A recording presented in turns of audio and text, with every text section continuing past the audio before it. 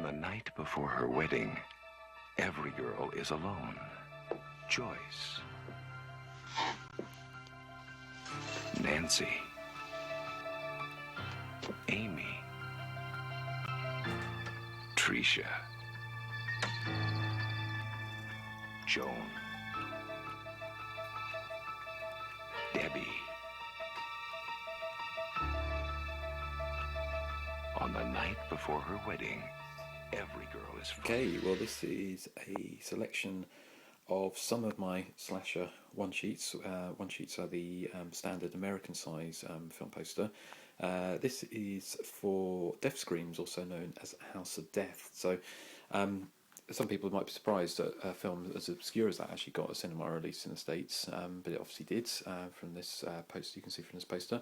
Now it's going to be a little bit tricky with these because I'm not sure how I'm going to do this because they're a bit bigger than some of the other things. Now underneath here is an older kind of protest slasher, I guess, which is Tobe Hooper's Horror Hotel, which also came out under different names, but I do love the artwork on this. I think it's great sort of different artwork, and again it's quite a rare poster.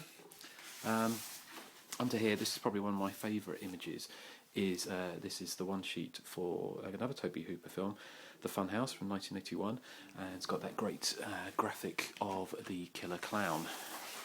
Now this is the first of my one sheets for He Knows You're Alone, again for the American release. Great sort of graphics on that, and classic image of the final girl there. Now interestingly enough, underneath that is another one sheet for He Knows You're Alone. Now there's a little bit of a mystery behind this one because I'm not entirely sure where this is from. I'm presuming it's an American one sheet, but it's actually made in England, so again not sure, but some rare artwork there. Now underneath that we have another classic slasher, supernatural slasher, the Uli Lommel's The Boogeyman, and again fantastic artwork there, slightly faded but still a great image.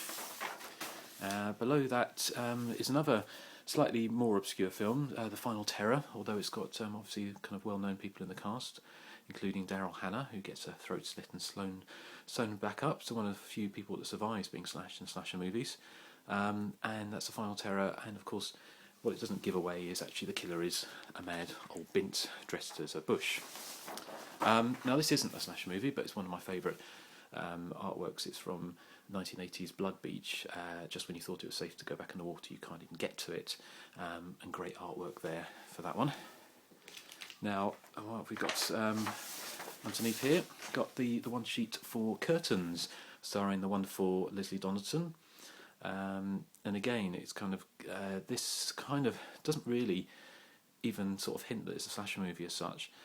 With strange artwork with that, obviously the very creepy doll that was featured quite prominently in the film.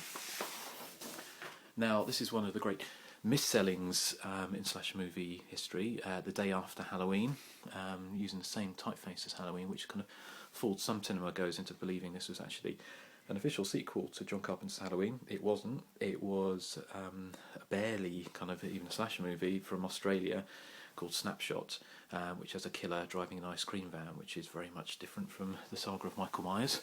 But yeah, again, great tagline: don't open the door, don't answer the phone, don't look in the attic, it's out there and it wants you.